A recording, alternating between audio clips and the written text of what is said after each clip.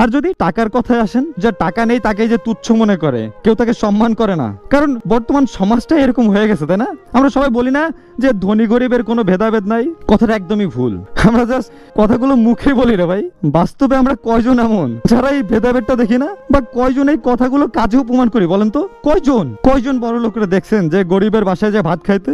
কয়জন বড় লোকরা দেখছেন যে সে তার ছোটবেলার রিক্সা চালক অসহায় বন্ধুরা দেখে গাড়ি থেকে নেমে তার কাছে গিয়ে ভালো মন্দ দুটো কথা বলছে, বা তার বন্ধুদের সামনে বলছে যে এই বন্ধু আর আমি একসাথে ছোটবেলায় পড়ালেখা করছি?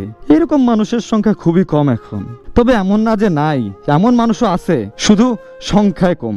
আমি এটাও দেখছি যে সামান্য একটু ধাক্কা লাগাতে এই সমাজের অনেক উচ্চবিত্ত ভদ্র পরিবারের বড়লোক মানুষ সেই অসহায় মানুষটার গায়ে হাত অব্দি উঠাইছে। আমরা বলি না যে দোষটা সমাজের, আমাদের না, আসলে দোষটা কিন্তু আমাদেরই। আমরাই বরং সমাজের ঘাড়ে চাপাই দেই দোষগুলা। একটা জিনিস আমরা ভাবতে ভুলে গেছি, আমরা যখন মারা যাব বা দুনিয়া থেকে চলে যাব, তখন আমাদের সাথে কি যাবে, বা কে কত কোটি টাকা সাথে নিয়ে যাবেন একটু বলেন তো?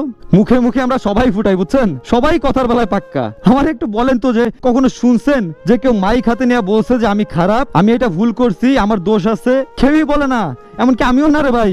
সবাই কম বেশি ভুল করি, কিন্তু আমাদের সবারই উচিত আমাদের ভেতরের মনুষ্যত্বটাকে একটু হলেও বাঁচিয়ে রাখা। যখন আমরা নিজেরা পরিবর্তন হয়ে যাব, সমাজ আপনা আপনি পরিবর্তন হবে, কারণ এই সমাজের নিয়ম আমরাই বানাই। আর আমরা যদি এই ভেদাভেদ গুলো ভুলে যাই, তাহলে দেখবেন সবকিছু চেঞ্জ হয়ে গেছে।